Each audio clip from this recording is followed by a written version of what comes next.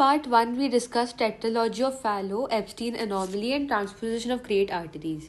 We'll now move on to the next cyanotic congenital heart disease, which is total anomalous pulmonary venous connection. So, this is a plain chest x ray of a child taken in the anterior-posterior view. The film appears to be adequately exposed and centered, and it seems to be taken in inspiration. On assessing the cardiac size, the heart appears enlarged, suggesting cardiomegaly. The cardiac contour shows prominence of upper mediastinum, giving a snowman or figure of 8 appearance, which is classically described in supracardiac TAPVC. On examining the lung fields, there is increased pulmonary vascularity, indicating increased pulmonary blood flow. Based on these findings, that is, cardiomegaly, increased pulmonary vascular markings, and the characteristic mediastinal contour, the chest X ray findings are probably suggestive of total anomalous pulmonary venous connection, TAPVC. Now let's read this from the textbook. Total anomalous pulmonary venous connection. Here, all the pulmonary veins, instead of joining the left atrium, are connected anomalously to result in the total pulmonary venous blood reaching the right atrium. The anatomical classification of TAPVC is into supracardiac, cardiac, infracardiac, and mixed varieties. In the supracardiac TAPVC, the pulmonary veins join together to form a common pulmonary vein that may drain into the left innominate vein or the right superior vena cava. In the cardiac TAPVC, the veins join the coronary sinus or enter the right atrium directly. In the infracardiac variety, the common pulmonary vein drains into the portal vein. The key determinant of age at presentation is whether or not the pulmonary venous drainage via the common pulmonary vein is obstructed. Hemodynamics. TAPVC results in the pulmonary venous blood reaching the right atrium, which also receives the systemic venous blood. This results in almost complete mixing of two venous returns. The blood flow to the left atrium is the right to left shunt through a patent foramen ovale or atrial septal defect. The oxygen saturation of the blood in the pulmonary artery is often identical to that of the aorta because of mixing of blood in the right atrium. Physiologically, TAPVC can be divided into patients with pulmonary venous obstruction and patients without pulmonary venous obstruction. Pulmonary venous obstruction invariably results in pulmonary arterial hypertension, as well as restriction to the pulmonary blood flow and often presents in the first few weeks after birth. In the absence of pulmonary venous obstruction, pulmonary blood flow is large and results in cardiac failure between 4 and 10 weeks of age. TAPVC of the infracardiac type is always obstructive, whereas cardiac and supracardiac types may or may not have pulmonary venous obstruction. Clinical picture. TAPVC of the non-obstructive type presents with cyanosis and congestive failure as the fetal pulmonary vasculature regresses. The onset of congestive failure is around 4 to 10 weeks of age. Occasionally, with large pulmonary blood flow, the cyanosis may be minimal or clinically not recognizable. The patients are irritable and have failure to thrive. Besides features of congestive failure, the patients have cardiomegaly, hyperkinetic precordium, normal or accentuated first sound, widely split and fixed second sound, with accentuated pulmonary component, a grade 2 to 4 pulmonary ejection systolic murmur, and a tricuspid flow murmur. The physical findings are identical to that of an atrial septal defect. Presence of systemic desaturation and congestive failure at this age suggests TAPVC. A continuous venous hum may rarely be audible at the upper left or right sternal border or in the suprasternal notch. Patients with obstructive TAPVC present with marked cyanosis and congestive failure typically within the first 1 to 2 weeks of life. The condition is often fatal without specific treatment. The physical findings consist of parasternal heave, normal first sound, accentuated pulmonic component of S2, and insignificant murmurs. Tricuspid regurgitation can occur and results in cardiomegaly. These infants are severely compromised and need admission in an intensive care unit and emergency corrective surgery. The electrocardiogram in TAPVC, with or without pulmonary venous obstruction, shows right axis deviation and right ventricular hypertrophy. Chest Roentgenogram, that is X-ray, shows cardiomegaly with plethoric lung fields in non-obstructive TAPVC. The characteristic pattern of snowman or figure of 8 configuration In the supracardiac TAPVC draining to left innominate vein is seen only after the age of 2 years. The characteristic X-ray of the obstructive TAPVC consists of a normal-sized heart with severe pulmonary venous hypertension, resulting in ground glass appearance of the lungs very much like that of hyaline membrane disease. Echocardiogram allows confirmation of diagnosis, a definition of the individual pulmonary veins, and assessment of the site of obstruction. In addition, the pulmonary artery pressure can be quantified. In most situations, echo alone is adequate for surgical planning. The diagnosis of obstructive TAPVC is made in a neonate with cyanosis and normal sized heart, with ground glass lung fields. The diagnosis of non-obstructive TAPVC should be suspected if auscultatory features of atrial septal defect are associated with cyanosis, with or without congestive failure in the first 2 to 3 months of life. Management. Operation is indicated as early as possible since 80% of infants die within the first 3 months of life without surgical help. Obstructed TAPVC needs surgery at a short notice. The results of surgery for both forms of TAPVC are good in most modern centers, but newborns and infants with obstructed TAPVC sometimes need a long time to recover after surgery. A small proportion of infants develop progressive pulmonary venous obstruction after repair of TAPVC that is often not easy to correct. This is the next X-ray. This is a plain chest X-ray of a child taken in anterior-posterior AP view. The film appears to be adequately exposed and centered, and it seems to be taken in inspiration. On assessing the cardiac size, there is mild cardiomegaly, predominantly involving the right atrium and right ventricle. The pulmonary artery segment appears prominent, and on examining the lung fields, there is increased pulmonary vascularity, suggesting increased pulmonary blood flow. There are no features suggestive of pulmonary edema or local consolidation. Putting all these findings together, that is, mild cardiomegaly with right-sided chamber enlargement and increased pulmonary vascular markings, the chest X-ray findings are suggestive of an atrial septal defect. Now let's read this from the textbook. Atrial septal defect accounts for as an isolated anomaly 5 to 10% of all cyanotic heart defects. Based on anatomy, ASD is classified as follows. Fossa ovalis ASD. They are located in the central portion of the atrial septum in the position of foramen ovale. Some of these defects are amenable to closure in catheterization laboratory. Sinus venosus ASD, these are located at junction of superior vena cava and right atrium. These defects do not have a superior margin because the superior vena cava straddles the defect. These defects are associated with anomalous drainage of one or more right pulmonary veins.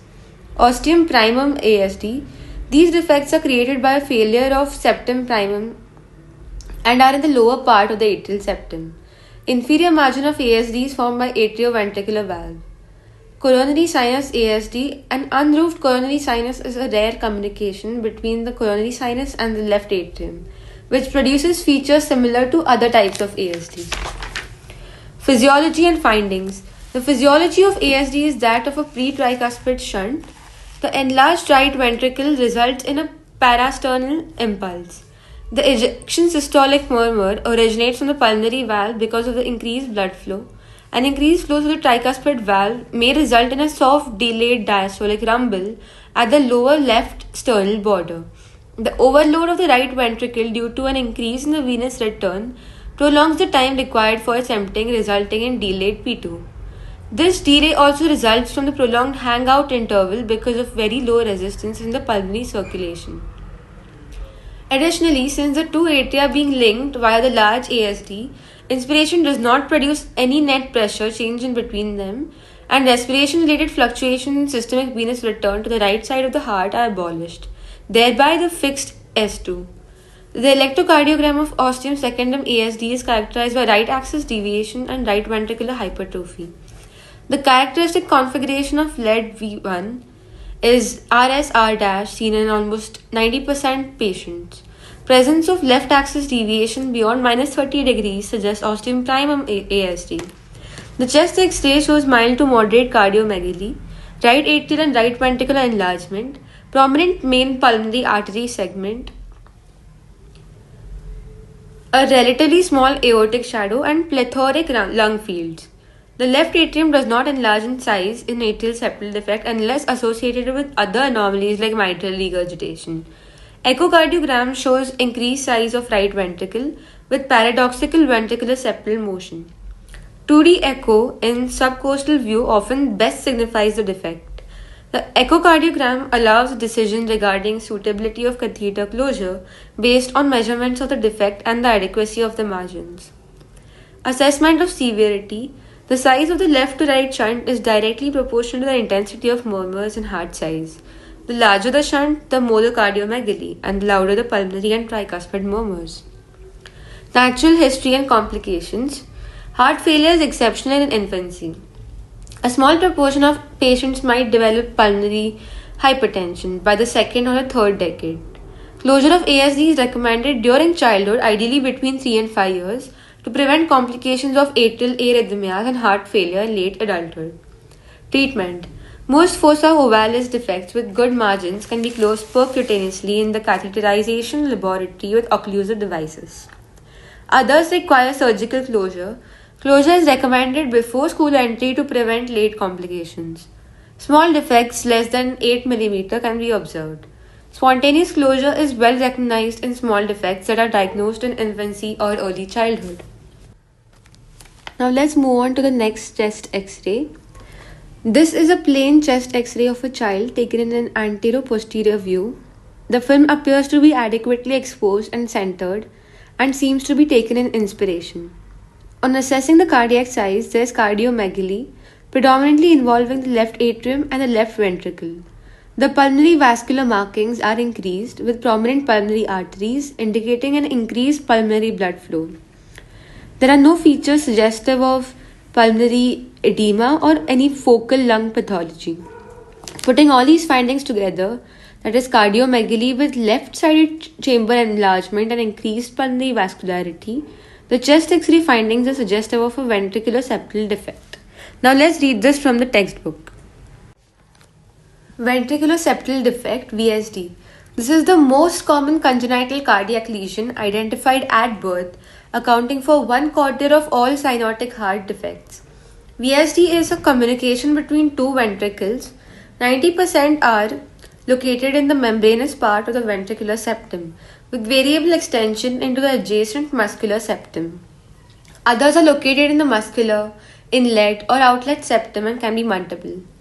Hemodynamics. VSD results in shunting of the oxygenated blood from the left to the right ventricle. The left ventricle starts contracting before the right ventricle. The flow of blood from the left ventricle to the right ventricle starts early in systole. When the defect is restrictive, a high pressure gradient is maintained between the two ventricles throughout the systole. The murmur starts early, masking the first sound, and continues throughout the systole with almost the same intensity, appearing as a pan-systolic murmur on auscultation and palpable as a thrill. Towards the end of the systole, the declining left ventricular pressure becomes lower than the aortic pressure. This results in closure of the aortic valve and occurrence of A2. At this time, however, the left ventricular pressure is still higher than the right ventricular pressure, and the left to right shunt continues. The pansystolic murmur therefore ends beyond A2, completely masking it. The left to right ventricular shunt occurs during systole at a time when the right ventricle is also contracting and its volume is decreasing. The left to right shunt therefore streams to the pulmonary artery more or less directly. This flow of blood across the normal pulmonary valve results in an ejection systolic murmur at the pulmonary valve. On the bedside, however, the ejection systolic murmur cannot be separated from the pansystolic murmur. The large volume of blood passing through the lungs is recognized in the chest X-ray as pulmonary plethora. The increased volume of blood finally reaches the left atrium and may result in left atrial enlargement. Passing through a normal mitral valve, the large volume of blood results in a delayed diastolic murmur at the apex. The intensity and duration of delayed diastolic murmur at the apex is directly related to the size of the shunt. The large flow across the normal mitral valve also results in accentuated first sound, not appreciable on the bedside as it is drowned by the pansystolic murmur. Since the left ventricle has two outlets, the aortic valve allowing forward flow and the VSD resulting in backward leak, it empties relatively early. This results in an early A2. Since the ejection into the right ventricle and pulmonary artery is increased because of the left to right shunt, the P2 is delayed. Therefore, the second heart sound is widely split but varies with respiration in patients with VSD and a large left to right shunt. There's also an increase in the intensity of the P2. Clinical features: patients with VSD can become symptomatic around 6 to 10 weeks of age with congestive cardiac failure. Premature babies with VSD can become symptomatic even earlier. Palpitation, dyspnea on exertion, and frequent chest infection are the main symptoms in older children. The precordium is hyperkinetic with a systolic thrill at the left sternal border. The heart size is moderately enlarged with a left ventricular type of apex. The first and the second sounds are masked by a pansystolic murmur at the left sternal border. The second sound can, however, be made out at the second left interspace or higher. It is widely split and variable with accentuated P2. A third sound may be audible at the apex. A loud pansystolic murmur is present at the left sternal border. The maximum intensity of the murmur may be in the third, fourth, or fifth left interspace. It is well heard at the second left interspace but not conducted beyond the apex. A delayed diastolic murmur starting with the third sound is audible at the apex. The electrocardiogram in VSD is variable. Initially, all patients with VSD have right ventricular hypertrophy. Because of the delay in the fall of pulmonary vascular resistance due to presence of VSD, the regression of pulmonary arterial hypertension is delayed, and the right ventricular hypertrophy regresses more slowly. In small or medium-sized VSD, the electrocardiogram becomes normal. In patients with VSD and a large left to right shunt, without pulmonary artery hypertension, the electrocardiogram shows left ventricular hypertrophy by the time they are 6 months to a year old. There are, however, no ST and T changes suggestive of left ventricular strain pattern. Patients of VSD who have either pulmonic stenosis or pulmonary arterial hypertension may show right as well as left ventricular hypertrophy or pure right ventricular hypertrophy. The mean QRS axis in the frontal plane generally lies between plus 30 degrees and plus 90 degrees. The cardiac silhouette on chest X-ray is left ventricular type with the heart size determined by the size of the left to right shunt. The pulmonary vasculature is increased. Aorta appears normal or smaller than the normal in size. There may be left atrial enlargement in patients with large left to right shunts. Patients of VSD can have a normal sized heart because the ventricular defect is small, or because of the associated pulmonary stenosis or pulmonary arterial hypertension. Echocardiogram shows increased left atrial and ventricular size. Echocardiography can identify the number, site, and size of defect almost all cases. Presence or absence of pulmonary stenosis or pulmonary hypertension and associated defects. Assessment of severity. If the VSD is small, the left to right shunt murmur continues to be pansystolic. But since the shunt is small, the second heart sound is normally split and intensity of P2 is normal. There's also absence of delayed diastolic mitral murmur. If the VSD is very small, it acts as a stenotic area, resulting in an ejection systolic murmur. This is a relatively common cause of systolic murmurs in young infants that disappear because of a spontaneous closure. If the VSD is large, it results in transmission of left ventricular systolic pressure to the right ventricle. The right ventricular pressure increases and the difference in the systolic pressures between the two ventricles decreases. The systolic left to right shunt murmur becomes shorter and softer and on the bedside appears as an ejection systolic murmur. Patients of VSD may have either hyperkinetic or obstructive pulmonary arterial hypertension. The P2 is accentuated in both. In the former, there is a large left to right shunt, whereas the latter is associated with a small left to right shunt. In hyperkinetic pulmonary arterial hypertension, the cardiac impulse is hyperkinetic with a pansystolic murmur and thrill, widely split and variable S2 with accentuated P2 and a mitral delayed diastolic murmur. Obstructive pulmonary arterial hypertension is associated with a forcible parasternal impulse. The thrill is absent or faint. The systolic murmur is ejection type. The S2 is split in inspiration with accentuated P2 and there is no mitral murmur. Thus, on the basis of assessment of physical findings, It is possible to separate very small, small, medium sized, and large VSD. It is also possible to decide whether there is associated pulmonary stenosis or pulmonary arterial hypertension of hyperkinetic or obstructive variety. Echocardiography allows further refinement of clinical evaluation. Left atrial and left ventricular enlargement is consistent with a large shunt. The size of the defect can be measured. Doppler echo estimates the gradient between the left and right ventricles, thus helping the assessment of right ventricular and pulmonary artery pressure. Flow direction across the defect is indicative of pulmonary vascular resistance. A predominantly left to right flow is often indicative of operable status. Course and complications. Patients with VSD have a very variable course. They may develop congestive cardiac failure in infancy, which is potentially life threatening. It has been estimated that almost 70% of all ventricular defects become smaller in size. A smaller proportion will disappear entirely. In almost 90% of patients who have spontaneous closure of defect, it occurs by the age of 3 years, though it may occur as late as 25 years or more. Muscular VSD have the highest likelihood of spontaneous closure. Perimembranous VSD close with the help of septal leaflet of the tricuspid valve, and subpulmonic VSDs often become smaller as the aortic valve prolapses through it. However, this is not a desirable consequence and is often an indication for surgical closure. Patients born with an uncomplicated VSD may develop pulmonary stenosis due to hypertrophy of the right ventricular infundibulum, develop pulmonary arterial hypertension, or rarely develop aortic regurgitation due to prolapse of the right coronary or the non-coronary cusp of the aortic valve. Development of pulmonary arterial hypertension as a result of elevated pulmonary vascular resistance is a dreaded complication, as the patient may then become inoperable. A patient with relatively small VSD often lives a lifetime without any symptoms or difficulty. Lastly, the VSD is the commonest congenital lesion complicated by infective endocarditis. The incidence of infective endocarditis has been estimated as 2 in 100 to 200 patients in a follow-up of 10 years, that is 1 in 500 to 1000 patient years. The incidence of infective endocarditis is small enough that it is not an indication for operation in small defects. However, it is important to emphasize good oral dental hygiene in all patients with VSD.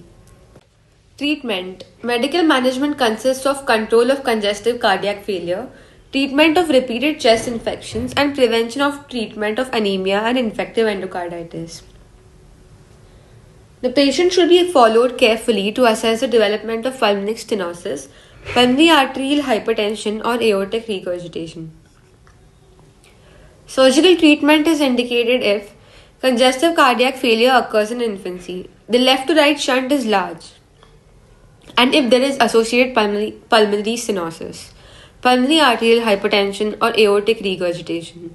Surgical treatment is not indicated in patients with a small VSD, and in those patients who have developed severe pulmonary arterial hypertension and significant right to left shunt.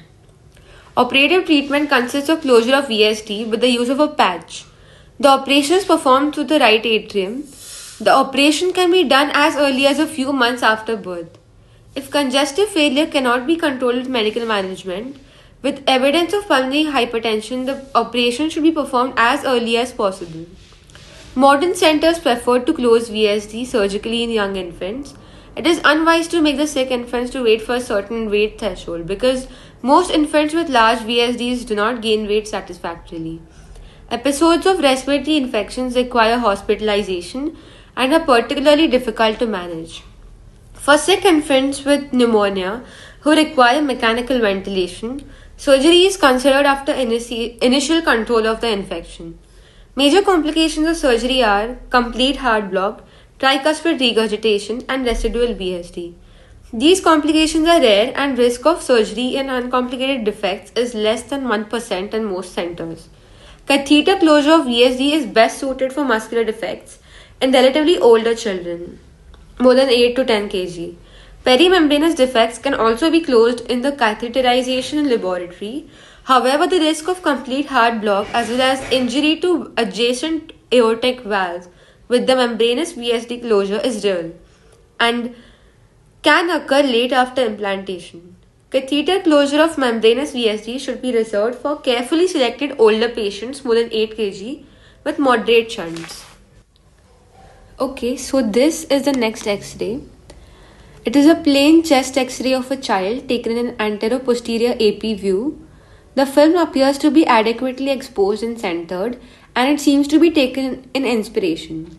On assessing the cardiac size, there is cardiomegaly, predominantly involving the left atrium and the left ventricle. The aortic knuckle appears prominent, along with a prominent pulmonary artery segment. On examining the lung fields, there is increased pulmonary vascularity, suggesting increased pulmonary blood flow. There are no features suggestive of any pulmonary edema or any focal consolidation. Putting all these findings together, cardiomegaly with left-sided chamber enlargement, a prominent aortic knuckle, prominent pulmonary artery segment, and increased pulmonary vascular markings, the chest X-ray findings are most probably suggestive of patent ductus arteriosus, PDA. So now we'll read this from the textbook. Patent ductus arteriosus. Patent ductus arteriosus, PDA, is a communication between the pulmonary artery and the aorta. The aortic attachment of ductus arteriosus is just distal to the left subclavian artery. The ductus arteriosus closes functionally and anatomically soon after birth. Its persistence is called PDA. Hemodynamics and clinical features. PDA results in a left to right shunt from aorta to the pulmonary artery. The flow occurs both during systole and diastole as a pressure gradient is present throughout the cardiac cycle between the two great arteries. If the pulmonary artery pressure is normal, the flow of blood results in a murmur that starts in systole after the first sound and reaches a peak at the second sound. The murmur then diminishes in intensity and is audible during only a part of the diastole. Thus, it is a continuous murmur. The PDA results in a systolic as well as a diastolic overloading of the pulmonary artery. The increased flow after passing through the lungs reaches the left atrium. To accommodate the flow, the left atrium enlarges in size. The increased volume of blood reaching the left atrium enters the left ventricle in diastole across a normal mitral valve. The passage of this increased flow across the mitral valve results in accentuated first sound as well as a mid-diastolic murmurs from the flow across the mitral valve. The large volume of blood in the left ventricle causes a prolongation of left ventricular systole and an increase in the size of the left ventricle to accommodate the extra volume. The prolonged left ventricular systole results in delayed closure of the aortic valve and a late A2. With large left to right shunt, the S2 may be paradoxically split.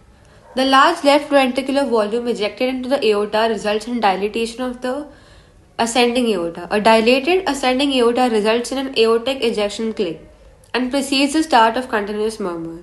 The large volume of blood from the left ventricle passing through a normal aortic valve results in an aortic ejection systolic murmur. However, it is drowned by the loud continuous murmur and is usually not made out as a separate murmur. Patients with PDA may become symptomatic in early life and develop congestive cardiac failure around 6 to 10 weeks of age. Older children give history of effort intolerance, palpitation, and frequent chest infections. The flow from aorta to pulmonary artery is a leak from the systemic flow. This results in a wide pulse pressure, and many of the signs of wide pulse pressure are present in patients who have PDA. On the bedside, presence of a prominent carotid pulsations in a patient with features of a left to right shunt suggests the presence of PDA. The cardiac impulse is hyperkinetic with a left ventricular type of apex. A systolic or a continuous thrill may be palpable at the second left interspace. The first sound is accentuated and the second narrowly or paradoxically split with large left to right shunts. With small shunts, the second sound is normally split. The P2 is louder than normal. It is difficult to evaluate the S2 in patients with PDA, since the maximum intensity of continuous murmur occurs at S2. The continuous murmur indicates presence of both a systolic as well as a diastolic difference in pressure between the aorta and the pulmonary artery, thus excluding significant pulmonary arterial hypertension. The murmur starts after the first sound and reaches the peak at the second sound. The murmur then diminishes in intensity and is audible only during a part of the diastole. The peak at the second sound differentiates the PDA murmur from other causes of continuous murmur. Additionally, the systolic portion of the murmur is very grating and rough. It appears to be broken into multiple systolic sounds, the multiple clicks. The murmur is best heard at the second left interspace and is also well heard below the left clavicle where it maintains its continuous character. There's a third sound at the apex followed by delayed diastolic murmur in large shunts. Electrocardiogram shows normal axis with left ventricular dominance or hypertrophy, deep capital Q waves in the left chest leads with tall capital T waves are characteristic of volume overloading of the left ventricle. The Roentgenogram, that is the X-ray, exhibits the cardiac enlargement with a left ventricular silhouette. Cardiac size depends on the size of the left to right shunt. There may be left atrial enlargement. The ascending aorta and the aortic knuckle are prominent. Pulmonary vasculature is plethoric.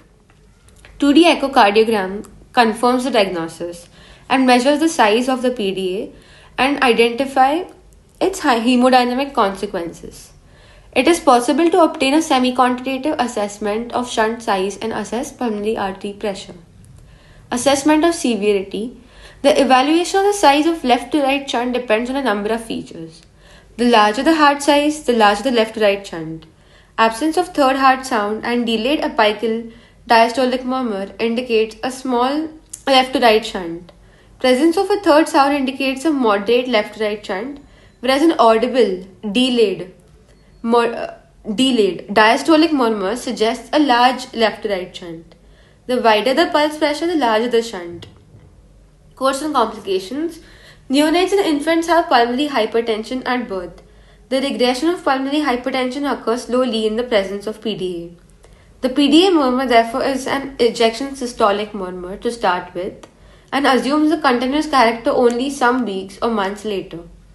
Congestive cardiac failure may occur within the first 6 weeks of life. Cardiac failure can be controlled medically in uncomplicated patients. Patients with PDA develop pulmonary arterial hypertension earlier than BSD. PDA may be associated with hyperkinetic or obstructive pulmonary arterial hypertension, as in BSD. In both situations, the murmur tends to lose the diastolic component and the P2 is accentuated. The hyperkinetic pulmonary hypertension is associated with a large heart and mitral delayed diastolic murmur, whereas the obstructive variety is accompanied with a normal heart size and absence of a mitral diastolic murmur. With severe pulmonary arterial hypertension and a right to left shunt through a PDA, the normal splitting of S2 is maintained, but the murmur disappears and the patient develops differential cyanosis. Differential diagnosis. The differential diagnosis of PDA includes conditions capable of giving a continuous murmur over the precordium. In addition, combination of pansystolic murmur of VSD with an early diastolic murmur of AR, that is aortic regurgitation, which are partly superimposed on each other, may simulate a continuous murmur over the precordium. Differential diagnosis of a continuous murmur includes coronary arteriovenous fistula 1, second ruptured sinus of Valsalva fistulae into the right side, third aortopulmonary window, fourth systemic arteriovenous fistula over the chest, fifth aortopulmonary collateral murmurs, sixth pulmonary arteriovenous fistula, seventh peripheral pulmonic stenosis, eighth venous hum including the associated total anomalous pulmonary venous connection, and 9 small atrial septal defect associated with mitral stenosis. This is known as Lutem-Baker syndrome. Treatment. A large PDA is better tolerated by term newborns when compared to premature newborns. Premature newborns with hemodynamically significant PDA that results in heart failure, respiratory distress, or necrotizing enterocolitis require prompt management. Indomethacin, ibuprofen, or paracetamol are likely to be effective before the age of 2 weeks in preterm newborns and is unlikely to be useful in term babies. Hepatic or renal insufficiency and bleeding tendency merit caution with indomethacin or ibuprofen. Newborns not responding to these agents require surgical ligation or in very selected cases catheter closure. The PDA in term infants may close spontaneously as late as 1 month after birth and is worth waiting. if the duct is large, unless the heart failure is refractory. Large PDA may result in congestive cardiac failure in infancy. Echocardiography allows ready confirmation of the diagnosis and estimation of hemodynamic severity of PDA. Catheter-based treatment like occlusive devices or coils is now realistic in most patients with PDA. They are technically challenging in small infants, especially those less than 5 kg, and should be performed in centers with experience. Indications for surgery for PDA include small infants with large ducts and ducts that are larger than the size of available devices. Patients who have a PDA with pulmonary arterial hypertension are considered inoperable. If a right to left shunt has appeared because of pulmonary arterial hypertension, since the right to left shunt through the PDA flows down the descending aorta, cyanosis is present in toes but not in fingers. This is called differential cyanosis and is characteristic of PDA with pulmonary arterial hypertension and a right to left shunt. Okay, so when it comes to pediatric CVS chest x-rays, the biggest thing that helps is not trying to remember every single congenital heart disease separately. What actually makes it easier, especially during the exams, is slowing down and looking for patterns. If you get into the habit of first checking the heart size, then the shapes of the cardiac silhouette, and finally the pulmonary vascular markings, most of these diagnoses start to fall in place on their own. This approach really helps because it works the same way in theory exams, practicals, and even in the wards when you're seeing patients. So that's it for pediatric cardiac chest x-rays in this video. In the next video, we'll shift our focus from heart to lungs and talk about pediatric respiratory chest x-rays, which are honestly where a lot of us get confused. Normal findings can look abnormal, and small details can completely change the diagnosis. So if pediatric x-rays feel overwhelming right now, don't worry. We'll break it down step by step. I'll see you in the next video. Thank you for watching. Bye.